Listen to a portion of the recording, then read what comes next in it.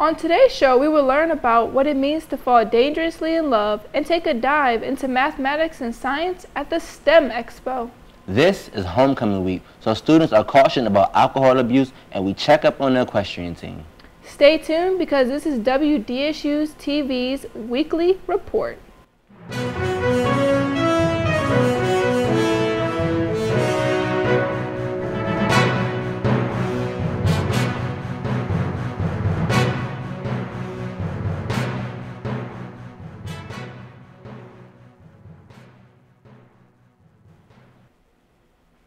What's going on, Hornets? I'm Yashua Capote. And I'm Talia Sharps. So Talia, I have a question for you. Have you ever been in love? You know, I've been in love once in my day. Next question. Have you ever been dangerously in love? Is there a difference? There certainly is. Here on DSU's campus, Alpha Kappa Alpha Sorority Incorporated, along with Miss Bold and Beautiful, had a program about what it truly means to be dangerously in love. We've got Jasmine Alpha in the field with more. Am I in an abusive relationship? Am I being physically or mentally abused? What exactly is abuse? Hi, my name is Jasmine Alpha with WDSU-TV, and today we are here in the MLK Student Center where the AKAs are having their event entitled Dangerously in Love, where questions like this and more will be answered. Let's take a look.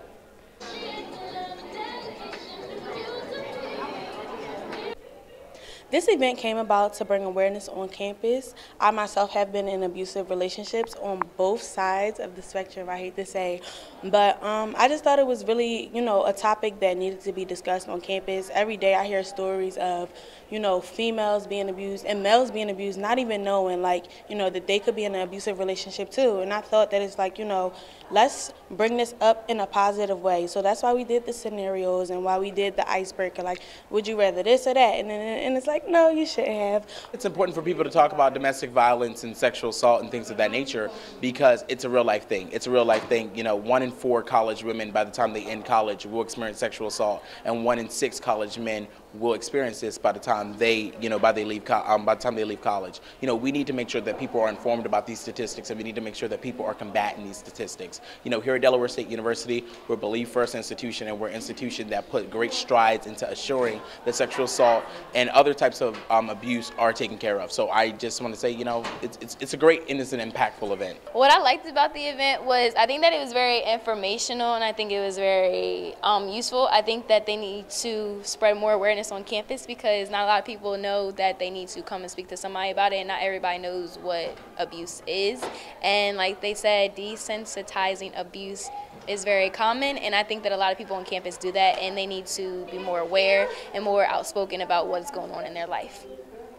I think that we had a great turnout. I was really nervous. I can speak in front of people, but then it was wow, everybody's listening to what I have to say. But I thought it was a great thing because it was a chance for me to get out what I needed to say about my own personal experience and about things that I hear every day on campus, whether it just be talking to a girlfriend or things I see, just with my own eyes. So I definitely think it was effective because if someone here did not hear it, someone here can go tell a friend and they'll tell the next person, and it'll just keep going to slowly break down the cycle of abuse. Well, there you have it. Are you dangerously in love? Once again, I'm Jasmine Alpha with WDSU-TV. See you next time. It's really great to see students reaching out to other students to inform them about domestic abuse. Definitely, I should have attended. There was literally something that every student could have took away from the program. Next up, the importance of learning about all the science and math opportunities in the working world. Hence, we recently sponsored a STEM Expo. STEM stands for Science, Technology, Engineering, and Mathematics. Delaware State recently invited students, instructors, and outside companies to strut their stuff for everyone on campus. Let's check in with Jordan Batch for the scoop. From vendors and workshops to 3D printing demonstrations, I'm Jordan Batch with WDSU-TV, and today I'm at the Science Center where Career Services and the College of Math, Natural Sciences, and Technology are co-sponsoring the STEM Internship Fair and Expo. We had the chance to speak with Dr. Mees, the Director of Career Services. We're very excited about being co-sponsors of this year's event, the STEM Internship and Expo, for several reasons. We find this as an opportunity for students to get exposed to career opportunities. It gives the students a chance to present themselves and interact with employers. It also gives students a chance to sort of see what excitement science can do for them. There are several reasons why CMST wanted to co-sponsor this event. One, we want to be able to expose our students to various careers within STEM. We want to be able to provide them an opportunity to develop their career development skills. We have many breakout sessions, workshops to kind of provide that education for them, also to excite them about STEM career fields. What made me want to come out today was that I know with the electrical engineering and STEM majors, we don't get a lot of job opportunities. So today was the best way to kind of show like the freshmen and everybody that came out that, you know, when it's time for people to come out, we're here. I came about presenting today because I heard about the STEM Expo from my advisor, Dr. Poe, and I thought it'd be a great opportunity to showcase what I did this summer. We wanted to really get students excited about their career in STEM. We find that a lot of students after their first year, they might not be as excited because they get into the more difficult classes, but we want to encourage them to continue on. So we provide them workshops, activities, things to encourage them to see that they have a positive future. Well, this is actually the second year we've had it. This is an expansion of the last year's program. The first year was the internship fair. So we decided to expand it and have more than just the employers who were here, but to also expand it in a way that we would have presentations, we would have workshops, so students can develop requisite skills to be successful in the workplace. My highlight of the day was the interview because they made me feel so comfortable. As in, you know, we laughed, we talked about Chipotle, where we order from Panera Bread, and, you know, I had Panera Bread one time, so it was just a great interview process. And they definitely offered, like, you know, a lot of jobs, and they want us to bring out more than just STEM majors, so business, agriculture, accounting, and stuff like that. I think today went well. I was able to talk to a lot of people, and they seemed very interested in what I had to say. The STEM Expo wound up being a day full of learning, making connections, and trying new things. Once again, I'm Jordan Batch with WDSU-TV, and I'll see you next time. That expo made math and science look really fun, but do you know what else is fun? I don't know. Well, it is homecoming week, so homecoming. You are correct, but students should be aware of the consequences.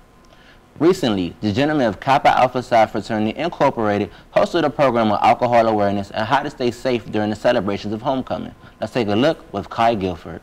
Homecoming is right around the corner, which means there will be a lot of parties on campus. While our students like to have fun, they also need to know how to be safe. Hi, my name is Kai Guilford with WDSU-TV, and today we are at Medgar Evers Hall for the Pi Eta chapter Kappa Alpha Psi Fraternity Incorporated Project K Alcohol Awareness Program. First, I caught up with Mr. Morgan, Kappa Alpha Psi advisor, to see what this program is all about. I believe it's important because, again, alcohol is something that kind of goes with college life, and as I stated in the presentation, a lot of our students don't understand how alcohol really affects them, so they do it without really understanding the consequences of, you know, abusing it. So I think it's important for students to understand it so that they can make good choices. We're not going to be able to tell them not to do it, so instead of saying don't do it, you know, equip them with the tools that they need to make good decisions. Because homecoming is right around the corner, to know the negative impacts on alcohol and how to safely have fun and to be healthy about your choices. I feel like a lot of students come into college and they haven't really experienced drinking as much, and we can act like no one's going to drink, but in reality students are going to drink. So being able to give them the information to be safe as possible during homecoming week, which is a very exciting week for all levels of college, even after college. We want students to be as safe as possible. I took away that, one, even if you can't taste it, doesn't mean it's not in there. Always be safe through your surroundings and be aware of what you're doing and how you're doing it. I want them to take in the information and also take care of each other. If you see someone drinking too much, you know, maybe tell you, hey man, you might want to slow down a little bit. Or if you see somebody stumbling, make sure they do get home safely. Everybody's not perfect. Someone's going to drink a little bit too much. Don't leave them there by themselves. Take them home. You know, make sure they get there safely. And something happens, make sure you contact the correct people. The biggest thing I want them to take away from it is, you know, make good decisions. You know, again, it's inevitable that people are going to be drinking, that people are going to, you know, indulge. But we want people to, again, make good decisions. You know, it only takes one bad decision and it'll change your life for the rest of your life. As you can see, our students learned a lot today about alcohol safety. This is Kai Guilford for WDSU-TV. I'll see you next time. And finally, a sport that you may not think of when you think of Delaware State, which is horse racing. Most gamblers think of it as horse racing, but to the world at large, the art of competing for a sport with horses is known as equestrian. You may not realize it, but DSU has its own equestrian team.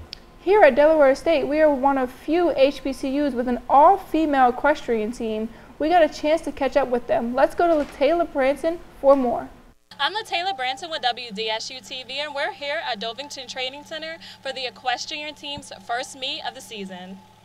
Well, first of all, it's really exciting. I mean, not many people can say that they've ever been to a horse event, let alone a horse show, and a collegiate one. I mean, this is a Division I sport, and for example, today we're competing against TCU, Texas Christian University, and University of Tennessee Martin. So we don't compete against other schools in the MEAC, we compete against schools from the SEC and the Big 12. So our competition is at a whole different level. So it's very exciting to come and watch this. And when you watch the girls who are doing the fences behind me, jumping is really cool to watch.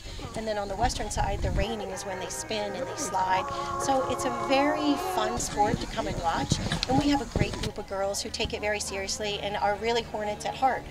I grew up with equestrian. My grandfather owned racehorses, so I rode, everybody rode. Then my daughter Lizzie started riding, and I actually just enjoy the sport because it's just you and the horse against, you know, a judge or a clock or whatever.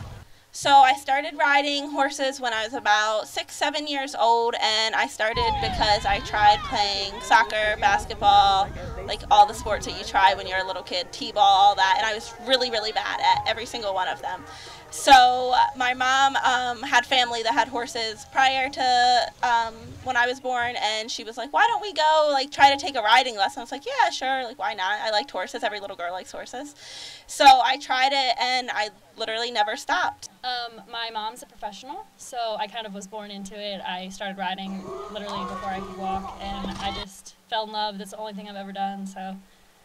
I think we've done a really good job of immersing the team in the campus and in the campus community by taking horses to campus, and we've done pony rides on campus, and years ago we used to have the flag carried on a horseback during the football games, which I'd love to do again. I'm not really sure why we don't do it anymore. We created a foundation horsemanship class that we got passed by the Board of Education. It's just a 1-credit course, but it's like the golf class that you take, so you learn to ride. So that really helped a lot, because most people don't have the opportunity to ride, and it's a really cool, unique lifetime sport. And so I would love to be able to continue that foundation horsemanship class so more people can learn to ride who go to Delaware State. You just need, like you guys, just need to get you guys out here and let you see, and let somebody kind of tell you what's going on so that you understand the sport and kind of have a little bit of appreciation for it. People tend to think with equestrian that you're just sitting on a horse and not doing anything, but in fact you're really having to control a 1,200-pound animal, which is actually super hard. We have 4 different disciplines that we do here at Del State: reining, horsemanship, over fences, and on the flat. So none of those require racing. A lot of the time, like, we'll come back to campus and they'll be like, oh, did you win your race? And I'm like, sometimes I'm just like, yeah, because it's easier than explaining to people. But we've never raced horses. I've never raced a horse in my life. I'm not that brave of a person to go that fast. Everyone's always like, oh, you're a jockey. Like, do you do the Kentucky Derby? And we're like, no, not at all. So we actually have like 2 completely different disciplines here, and we have the English team, which is what I'm on, and then we have a whole Western team, so most people have no idea what any of that means, and that's probably the biggest misconception. Yeah, overall, I think our support from the administration and the student body has grown over the years. However, I think it's just we're not very known about because we're not an on-campus team like football or basketball. People sometimes a lot of the time are like, what is equestrian? What do you guys do? So I think even if they just like talk about us at the football games, do more publicity on the website, everything like that. It's hard because we are about 30 minutes from campus for people to get out. We've also looked into like shuttle buses over the years for our weekend competitions because a lot of people have interest in it, just don't have the transportation. We want to be just like the other sports where administration comes out and supports us and the other students' body comes and supports us. As we just saw, a lot of heart and soul goes into riding horses. We hope that you all will show our fellow Hornets on the equestrian team some support. I'm Taylor Branson with WDSU-TV, and we'll see you next time. Can you be short and skinny and still be able to handle horses? Well, it takes talent and endurance, but if you have both of those qualities, I'm pretty sure you can do anything. Well, it looks like we are out of time. I'm Yasha Capote. And I'm Talia Sharp. See you later, Hornets.